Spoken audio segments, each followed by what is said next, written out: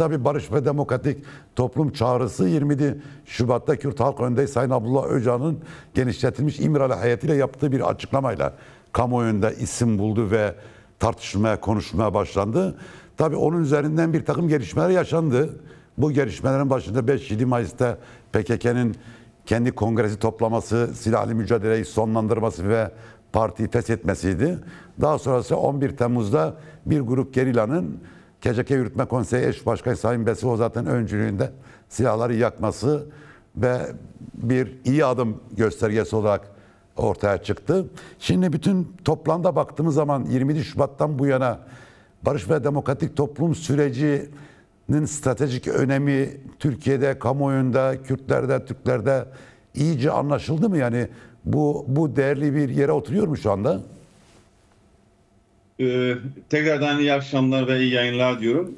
Barış ve Demokratik Toplum sürecinin stratejik önemi Türkiye'de tam olarak algılandı mı demek yani çok iyimser bir yaklaşım olur. Çünkü yani şu ana kadarki pratikler, söylemler, yaklaşımlar, girişte ifade ettiğiniz Milli Güvenlik Kurulu'nun bugünkü açıklaması bu sürecin kazandıracağı ya da bu sürecin stratejik öneminin farkında olmadığını gösteriyor.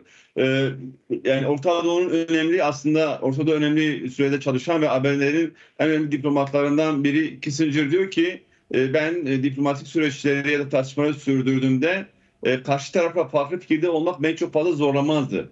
Mesele müzakerenin karşı tarafın da lehine olabileceğini karşı tarafın anlamaması beni çok fazla zorlardı.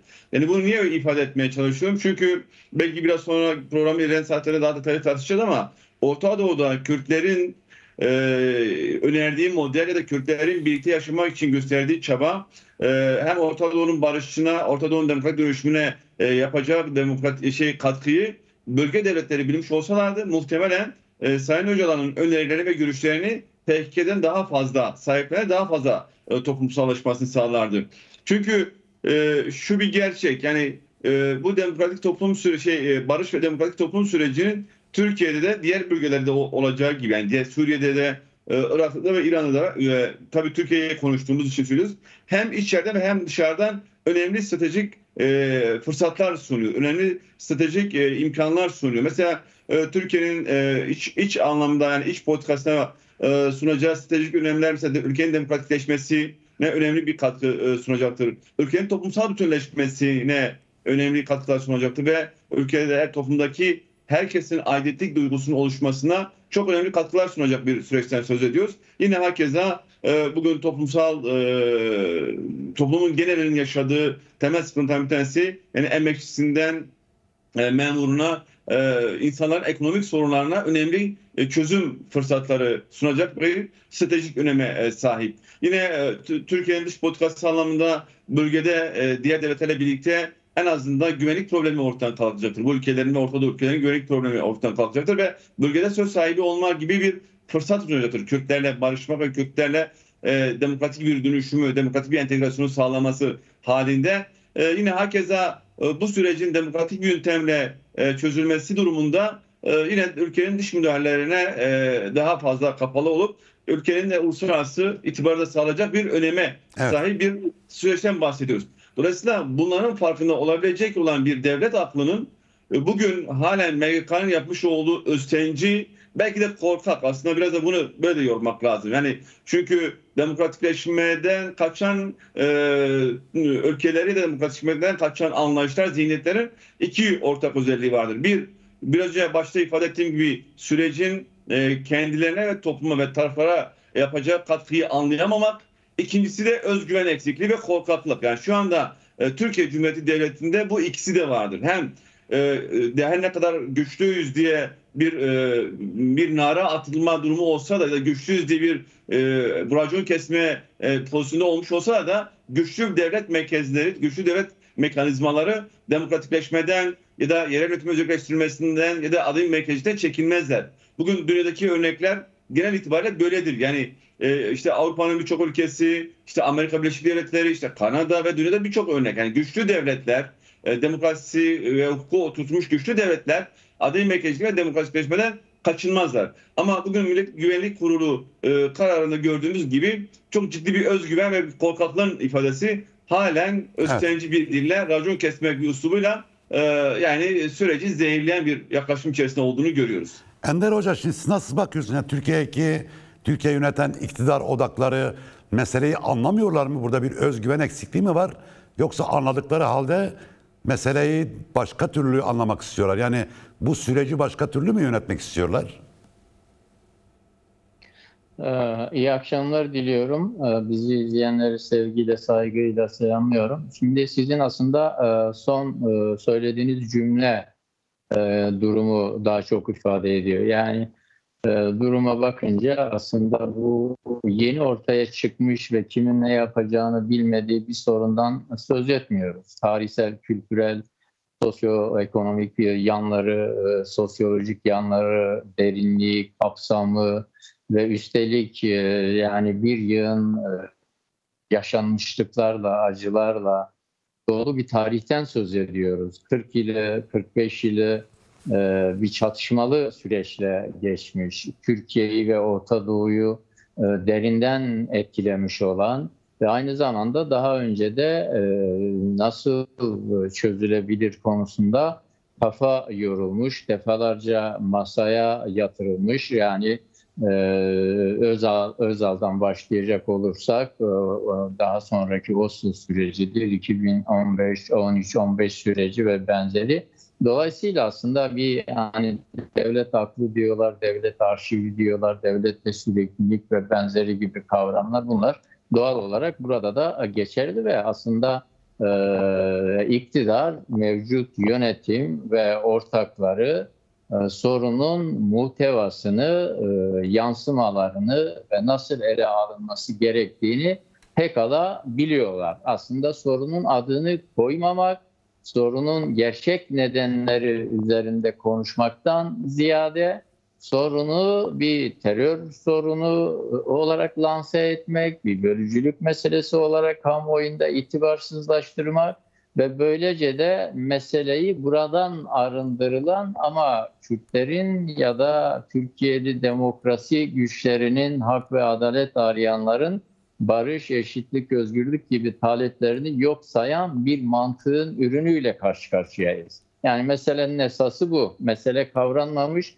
bilinmez değil. Fakat yani bu 2013-15 sürecini AKP yönetiyordu. Tabii AKP'nin o dönemki görüntüsü, yarattığı intiba, uluslararası kamuoyu ve Türkiye kamuoyu nezdinde daha demokrasiden yana, demokratikleşmeden yanaymış gibi Avrupa Birliği, işte Kopenhag kriterleri, Maastricht kriterleri, çeşitli görüşmeler ve benzeri, orada farklı bir şey söz konusuydu ve o koşullarda yani farklı koşullar söz konusuydu. Onun nasıl bir vehametle, vahim sonuçla karşı karşıya kaldığımızı biliyoruz ve bunu iktidar zaten kendisi biliyor. Bunu iktidar tercih etti. Bunu iktidar çözmekten yana değil, kendi geleceği ve bekası için kullanabileceği bir malzeme ve aynı zamanda Kürt halkının hak ve özgürlükleri, Türkiye'li işçi ve emekçilerin hak ve özgürlüklerinin bu süre içerisinde daha çok gasp edildiği, yani bu 10 yıllık sürece baktığımızda sadece Kürtlerin değil, bölgede elbette şiddetten kaynaklı daha vahim bir durumdan söz etmek mümkün ama Türkiye'nin her yanında ekonomik, sosyal, siyasal olarak daha geriye gitmiş, daha bunalımları, sorunları katmerleşmiş ve halkların iktidara karşı güvenini daha çok yitirdiği o dönemden farklı bir tablo söz konusu. Buna rağmen iki cümle daha ekleyerek bunu yanıtlamak istiyorum. Ama buna rağmen toplumda bir bekleyiş söz konusu, toplumda barışa dair, olması gerektiğine dair endişeler, kaygılar, endişe ve kaygılar esas olarak iktidara dairdir. İktidarın antidemokratik, baskıcı, hak gaspçı, işte yangınlarla karşı karşıyayız. Yani o devasa güce sahip olduğunu, çok güçlü bir devlet olduğu imajını yaratan, İHA'larıyla, SİHA'larıyla, savunma, savaş sanayisiyle övünen ülkenin karşısında, ormanların yanması karşısındaki tavrını görebiliyoruz. Bunların bir tercih olduğunu, bir yaklaşım olduğunu, aslında halklar için, emekçiler için, ezilenler için olanakları kullanmayan, kullanmak istemeyen dahası memleketi istediği gibi yönetmek isteyen ve Kürt meselesini de Türkiye'deki yürüttüğü bu mantıkla ele alıp tüm sıkışmışlıklarına rağmen içerideki sorunlara, bölgesel sorunlara, uluslararası kaynaklı birçok sorunun sıkışmışlığından, sıkıştırılmışlığından hareketle olsa bile bunu şu durumda bir adım atmak zorunda kalmış ama bunu en geri taleplerle, en geri düzeyde nasıl çözüyormuş gibi yapabilirim hesabı içerisinde olan bir iktidardan söz etmek çok daha doğru bir tanımlama olacaktır diye düşünüyorum. Evet. Şimdi Sayın Cahit Kırkazak, yani az önce Ender İmre'nin bıraktığı yerden devam edersek, yani 5 ay üzerinden geçti 27 Şubat'ın, tam 5 ay geçti. Aslında 5 ay tabii çok kısa bir süre değil bu tür meseleler için. Aciliyet açısından baktığımız zaman yapılması gereken, atılması gereken çok adım vardı. Ama Türk tarafı, yani Ankara şu ana kadar ciddi elle tutulur, gözle görülür. Hani böyle evet bu var işte dediğimiz bir adım atmadı veyahut da atmıyor. Yani Ankara'nın işi yavaştan alması nasıl bir risk oluşturuyor? Veya neden işi yavaştan alıyor sizce? Yani evet, Ankara işi yavaştan alıyor. Ben bir uyarı yapmakta düşünüyorum aslında. Çünkü bu tür süreçler, yani toplumun değişim ve dönüşümünü sağlayan süreçler çok da bazen aceleye gelmemeli. Yani biraz sabırlı da olmak gerekiyor. Bu süreçte yani Türkiye toplumu açısından, Kürtler açısından önemli görülen birkaç gelişme var. Mesela en önemli gelişmelerden bir tanesi, artık devlet de Kürt meselesinin çözümünün en önemli öznesi ve Sayın Öcalan'ın öncülüğünü ve kurucu rolünü kabul etmiş bu durumda. Bu bir demokratik toplumun ya da toplumsal dönüşümün açısından önemli bir başlangıçtır. Bunun somut örneklerinden bir tanesi söylemlerde olduğu gibi, yani 99'dan bu yana ilk defa Sayın Öcalan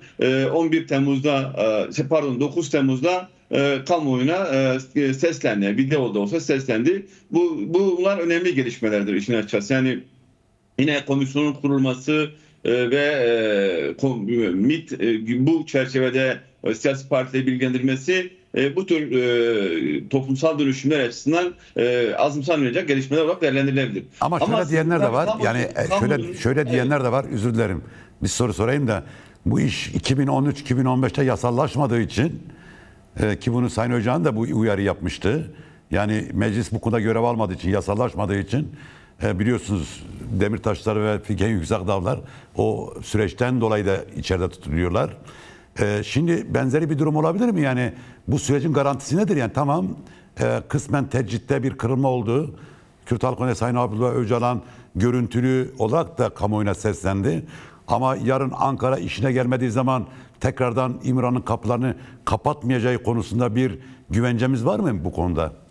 Evet, tam da aslında buraya vurgu yapmak isteyecektim. Yani kamuoyunun bir beklentilerinin karşılanması meşru ve haklı olan bir beklentiler var.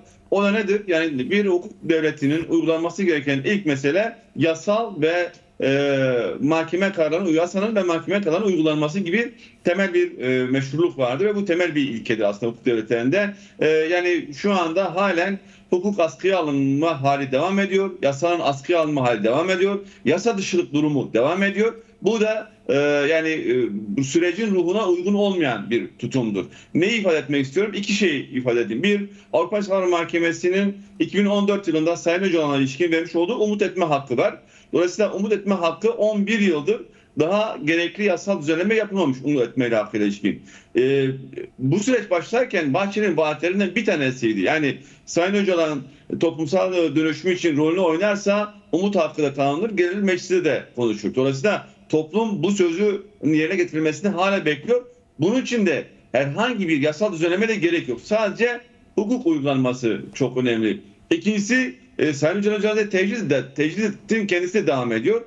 Çünkü halen Sayın Öcalan'a ilişkin ziyaretler yasal olarak da olması gerekirken yasa dışı bir durum var. Adalet Bakanlığı ve sarayın onayına bağlı kalmış oluyor. Yani dolayısıyla Sayın Öcalan'ın siyasal kimliği, siyasal özne olma durumunu dikkate alındığında bugün itibariyle sürecin sağlıklı yürütebilmesi için Öcalan'ın kimlerle görüşeceğini kendisi karar vermesi ve süresini ve zamanın kendisi belirlemesi imkan tanınması gerekirken bırakın bu siyasal özne olmanın gerekli yerine getirme, yasa dışı devam ediyor ve halen ziyaretler iktidarın onayına bağlı kalmış durumda. Evet, kamuoyu çok haklı bir şekilde 2013-2015 sürecindeki gelişmelerden dolayı kaygılı ve bunun da geri tedbirin almasını istiyor. Bahsettiğiniz yargılama süreçlerinde de mücadele eden bir birey olarak söyleyeyim. Evet, 6551 sayılı yasaya rağmen o dönemde toplumsal mücadelelerin geri yürüten, çözüm sürecinde rol oynayan Figen Yüksekdağ, Selahattin Demirtaş ve diğer siyasetçi arkadaşlarımızın halen şu anda rehin olma hali, Anayasa Mahkemesi kararına rağmen ve Avrupa İnsan Mahkemesi kararına rağmen rehin olma hali devam ediyor. Bu nedenle aslında siz de yine konuşmanızın başından başlattınız. Yani bir komisyon kuruldu ama bu komisyon kurulma şekliyle çok ciddi kaygılar ve güven sorunuyla beraberinde taşıyor. Nedir bu güven sorunu? Şimdi bu komisyonun yani sürece cevap olabilmesi için bir kere yasayla görevlerinin, üyelerinin, karar alma biçimlerinin ve kararlarının etkisinin ne olacağı yasayla tanımlanması gerekiyor. Yani Türkiye Büyük Meclisi'nin başkanının inisiyatifine kurulacak olan bir komisyon bir idari bir eylem olarak değerlendirilebilir, idari bir işlem olarak değerlendirilebilir. Bu komisyon aynı şekilde kaldırılabilir. Dolayısıyla bu komisyonun kendisinin varlığını sürdürmesinin güvencesi olmadığı gibi kararlarının ve komisyonda çalışacak olan insanların da hukuki güvencesi yok. Bu açıdan da çok ciddi bir kaygı ve güven sorunu yaratıyor. Şimdi bu sürecin uzamasındaki temel mesele ne? Tabii ki temel mesele Türkiye'nin tıpkı Suriye'de de olduğu gibi bu sürece bir siyasi mesele olarak da yaklaşmaktan daha ziyade bir güvenlik problemi olarak yaklaşmasından kaynaklanıyor. Evet. Şu anki yaşadığımız meseleler. Yani bu meseleyi bir siyasi bir mesele olarak görüp siyasetten çözülmesi gereken, tartışılması gereken, tabii önce tespit edilmesi ve çözümü tartışması gerekirken demokratikleşme açısından özgüvenle ve eşlik temelinde oturup tartışması gerekirken bu meseleyi güvenlik çerçevesinde ele alıyor.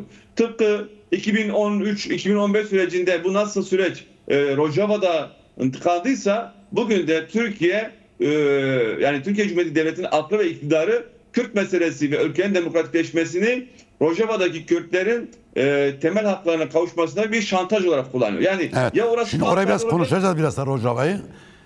Ama evet. Şöyle bağlayayım. O zaman biraz sonra Rojava'yı konuşacaksak şöyle bağlayayım.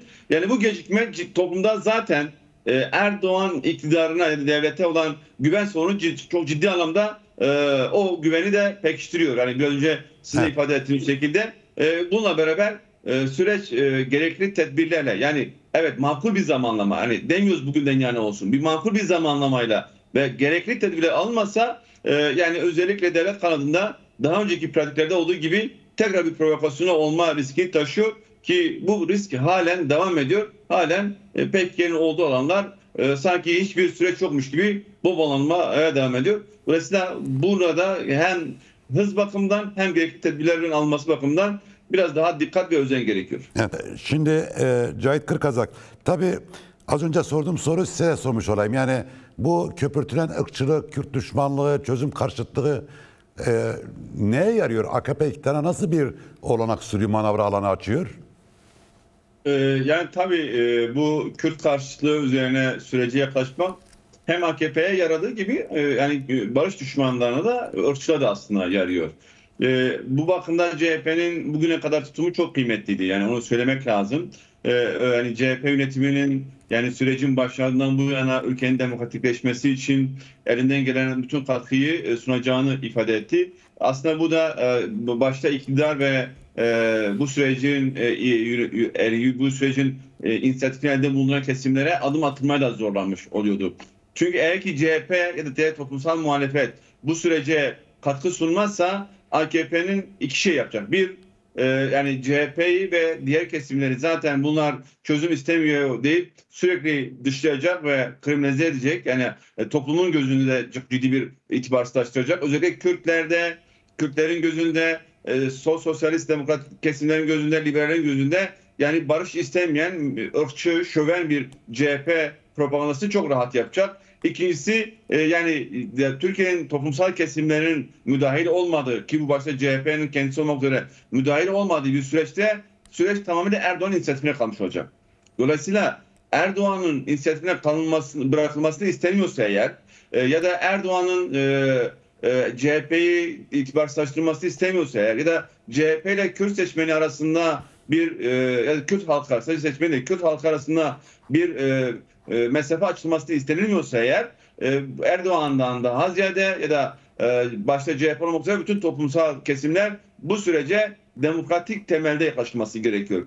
Ben hani kardeşlik kavramının da kendisini çok bu tür süreçler için cevap olabileceğini düşünmüyorum. Çünkü yani hak paylaşımında eşitlik ama dayanışmada kardeşlik olması gerekiyor. Yani hak paylaşımında kardeşlik bu tür toplumsal dönüşüm süreçlerine cevap olabilecek bir kavram ve sosyolojik ya da siyasal bir kavram değil işin açıkçası. O nedenle bu sürece eşitlik temelde ve demokratik temelde yaklaşılması gerekiyor. CHP'li bazı yani eşitlik ve demokratik bir hukuk sağlanırsa kardeşlik olur. Yani eğer yani evet tam da budur.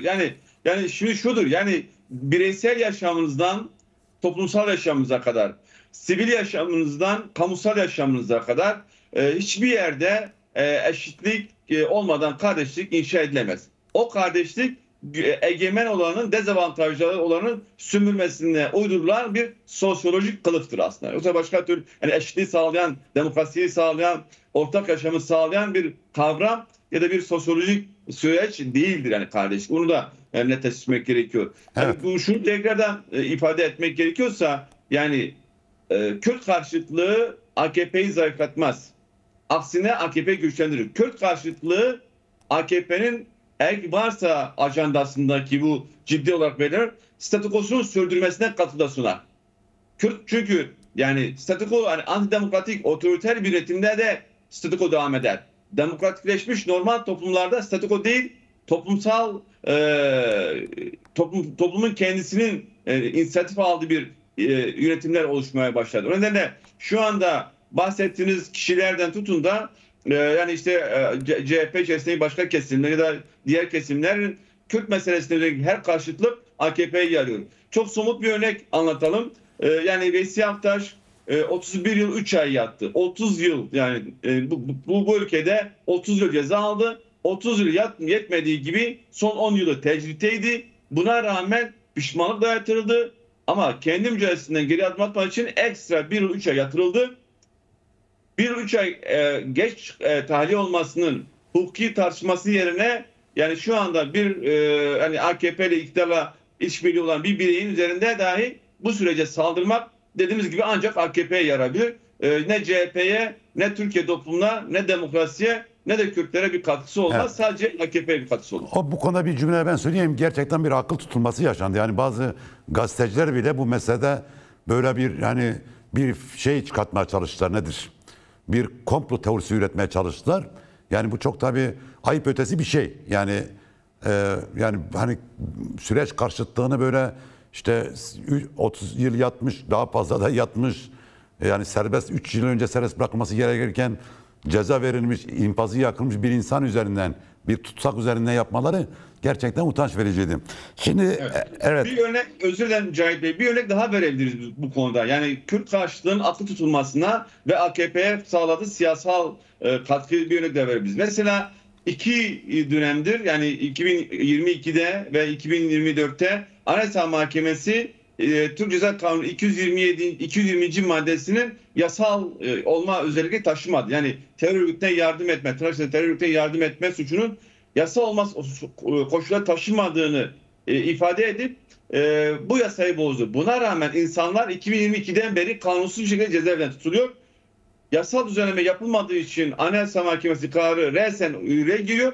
Bu yürürlükten kaynaklı olarak insanların özgürlüğüne kavuşması dahi Kürtlere saldırmanın bir gerekçesi olarak görülüyor. Evet. Görülüyor. AKP'ye siyasal rant ve siyasal prim sağlatılıyor yani. Cahit Kırkazak, nasıl bakıyorsunuz? Yani Türkiye'nin Suriye politikası bu süreci nasıl olumsuz etkileyebilir veya Rojava neden Türkiye için bir tehdit değil? Çünkü sürekli bunu dile getiriyorlar. Sürekli bir güvenlikten bahsediyorlar. Sürekli bir bölünmekten, parçalamaktan bahsediyorlar.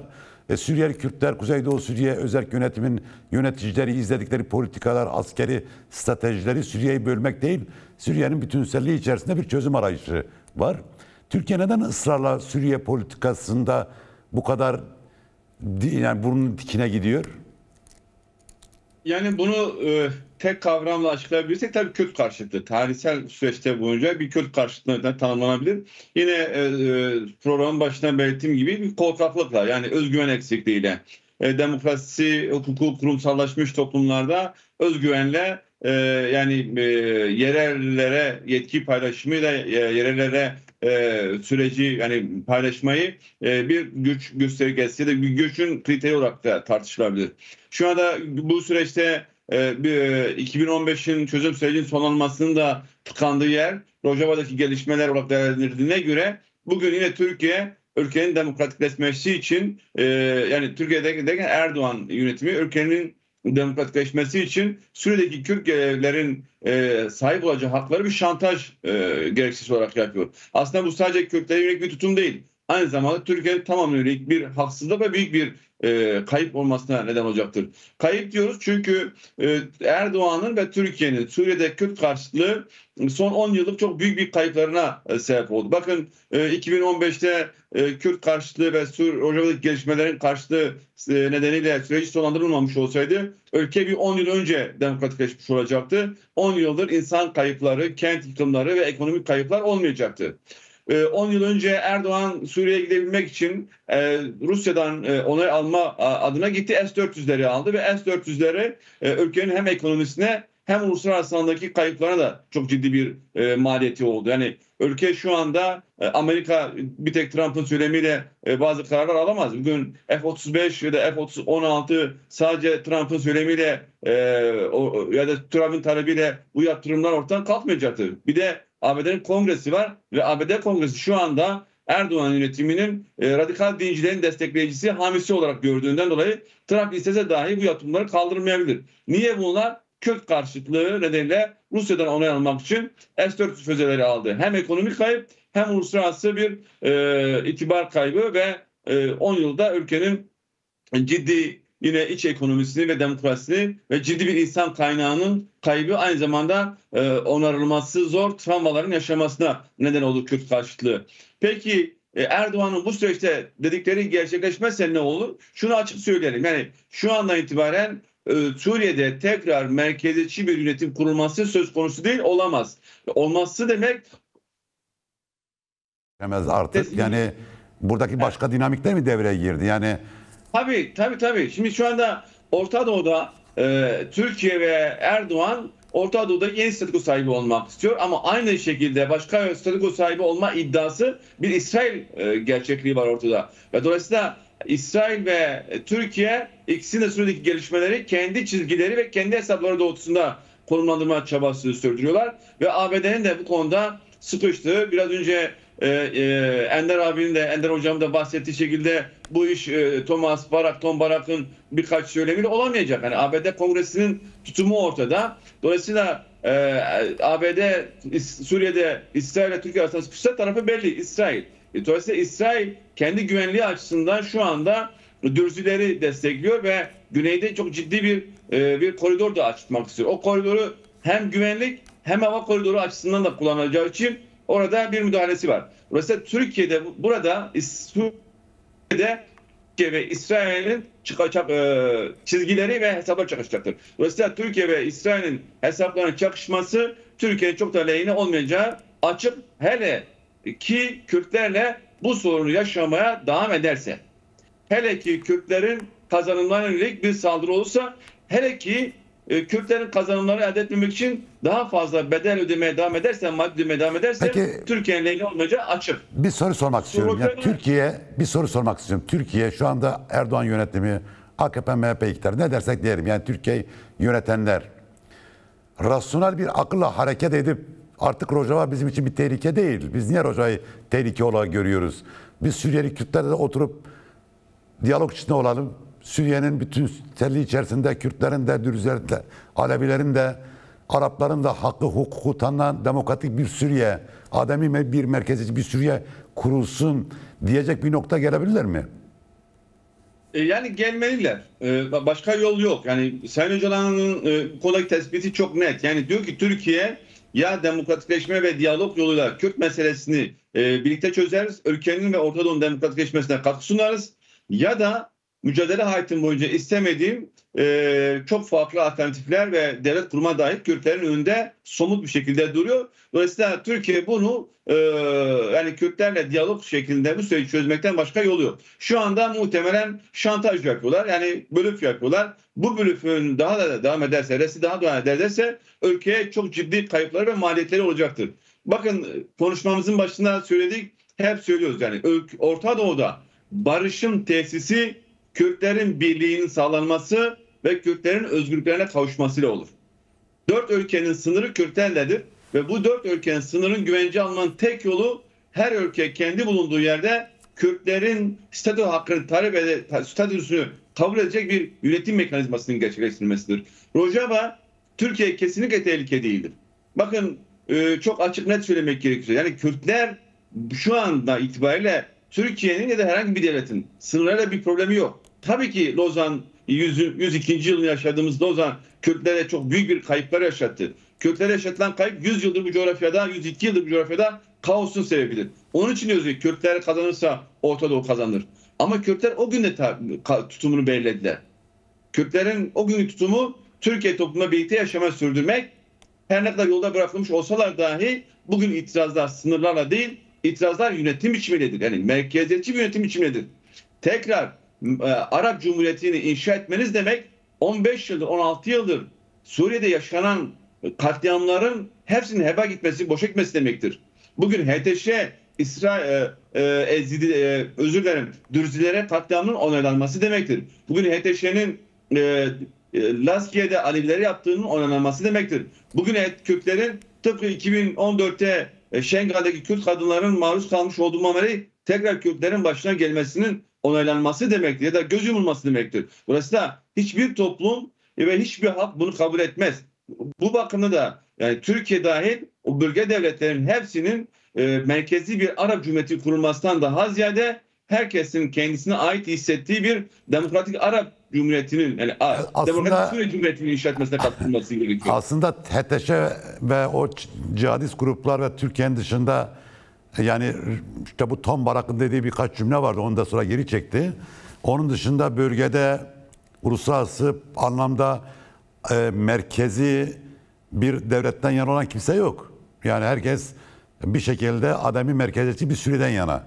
Yani kimisi federasyon olsun diyor, kimisi yerel özellik olsun diyor, kimisi eyalet sistemi olsun diyor ama herkes Türkiye'nin dışında ve bu şu anda Şam'da oturan işte kravatlı cihadistlerin dışında herkes şunu söylüyor.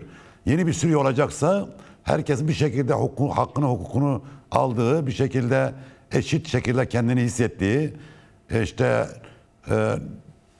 yeni bir Suriye'yi hedefliyor.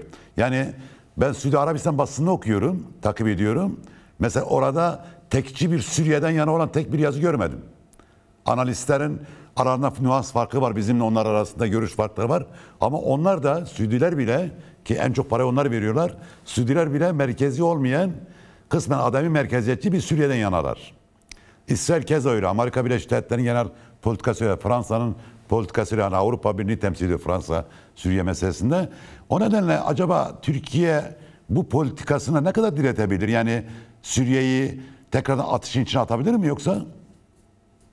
Yani şöyle söyleyeyim yani Türkiye'nin eğer ki bu politikasına devam etmesi demek yani Suriye'yi kaybettirecek kesin ama Türkiye'de kaybettirecektir. Yani bu da bir kesin. Çünkü yani bu sürecin kendisi mesela Türkiye son 4 yıldır İsrail ve Türkiye'nin çıkarlarının çakışmasının birkaç yolu var. Bir tanesi ticaret yollarının hükmetmek, ticaret yollarını yönetmek. Bir diğeri de Orta Doğu'nun en statüko sahibi olmak.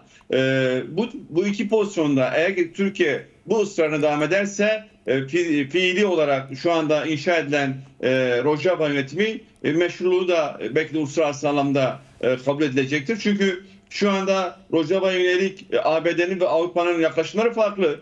ABD siyasal anlamda destek vermekten kaçınıp askeri destekle ittifak halinde yani bir koalisyonu var. Ama aynı zamanda Avrupa'da Rojava'ya siyasal destek verip maalesef şu anda askeri anlamda koalisyon desteği olmayan iki anlayış var ama bu iki anlayışın ortak notası Rojava'nın demokratik yapısının Suriye açısından model olabileceği konusunda hemfikirler. Dolayısıyla Türkiye ısrarı demek Orta Doğu'da yalnızlaşması demek, Türkiye'nin ısrarı demek ticaret yollarını üretme fırsatını kaybetmesi demek. Türkiye'nin ısrarı demek ciddi anlamda jeopolitik üstünlüğü kaybetmesi demektir. Dolayısıyla Türkiye'nin daha fazla ısrar edeceğini düşünmüyorum. Günün sonunda çok da gecikmeden Türkiye bir şekilde Rojava'yla oturup ya da en azından Rojava'ya müdahale etmemeli. Rojava meselesi Şam'la Rojava arasında konuşup tartışılması gereken bir mesele olması gerekiyor.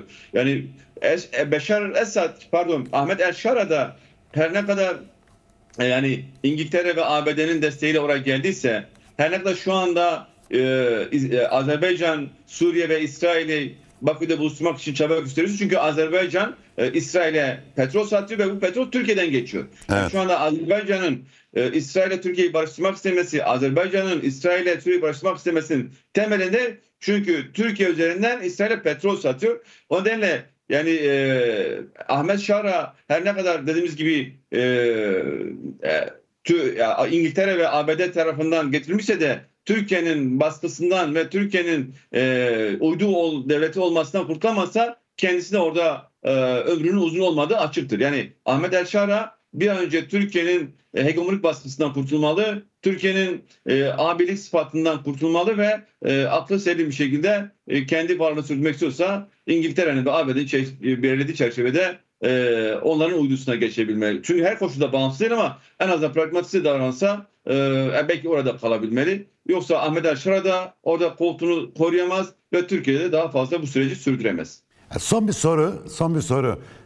Türkiye pozitif bir rol oynayabilir mi? Yani bu çözüm süreci Türkiye'yi Suriye'de pozitif bir rol oynamaya itebilir mi? Yani bu çok önemli. Biraz bu aslında konuşmamızın ortasında söz ettiğimiz gibi belki ülkedeki diğer siyasi partiler ve diğer dinamikler bu sürecin demokratikleşmesi konusunda özgüvenle sahiplerini destek verseler, Erdoğan da mecburen bu demokratikleşmek için bazı adımlar atmış olacak. Türkiye'de yani Türkiye sahasındaki Kürtlerin anlaştığı bir Türkiye bu pozitif bir etki olarak Rojava Kürtlerinde olumlu katkıları olacak. Yani bu da diğer kesimlerin, CHP'nin, Deva Partisi'nin, Gelecek Partisi'nin ve mecliste partisi olmayan diğer grupların ve diğer demokratik kitle örgütlerinin süreci desteklemesi gerekiyor. Bu sürecin desteklemesiyle hem sürecin geleceğinin inisiyatifinin bir partinin ve bir kişinin güdümünden kurtarılmış olur, hem de burada yaratacağı sinerji Orta Doğu'nun barışına çok önemli katkılar sunacaktır. Şurada da şunu söyleyebiliriz belki. Yani mesela şu anda Rojava'daki adem merkeziyetçilik ve Türkiye'de yeni idari yapılanmaya sunulan demokratik entegrasyon da aslında birbirini destekleyen mekanizmalardır. Çünkü aslında ademi merkeziyetçilik toplumun bütün farklılıkların demokratik bir şekilde birbirleriyle entegre olmalı, birbirleriyle buluşmaları ifade ediyor. Yani entegrasyondan kasıt bir egemene, bir alt sınıfın ona monte olması da ona dahil olması değildir. İki toplumsal kesimin ortak bir zeminde ve ortak bir temelde kendi özgürlükleri, kendi varlıklarını koruyarak sürdürülmesidir. Bunu da yani çoklu devletlerde, çok kimlikli, çok inançlı, çok toplumlu yönetimlerde yerel yönetimlerle gerçekleştirir. Yani yerel yönetimler ve adil merkezcilik demokratik entegrasyonun idari modelleri olarak tartışılabilir. Dolayısıyla Kürtlerin yani bu Türkiye'deki başlatılan barış ve demokratik sürecinin inşası Kürtlerin ülkeye demokratik entegrasyon sağlamayacağı gibi aynı şekilde adil merkezcilik de Rojava'daki Kürtlerin demokratik entegrasyonla Şam'la buluşması demektir. Yani dahil katılması değil, buluşması demektir. Yani Kürtler de Türkler de kendi pozisyonları değiştirip dönüştürerek birlikte hareket etmeyi de Kürtlerle Araplarla birlikte hareket etmesi demektir. Evet. Onun için yani demokratik entegrasyonla adem merkezciliği de bu yönlü bir ilişkisi ve bağı olduğunu ifade edebiliriz. Evet. Cahit Kırkaz'a çok teşekkürler. HDP eş genel başkanı. Sevgili izleyiciler, az önce Ender İmrek programdan ayrılmak zorunda kaldı. Çünkü internet bağlantısında ciddi sorun yaşadık. Kendisinden de özür diliyoruz. Ayrıca Ender İmrek'e çok teşekkür ediyoruz programa katıldığı için.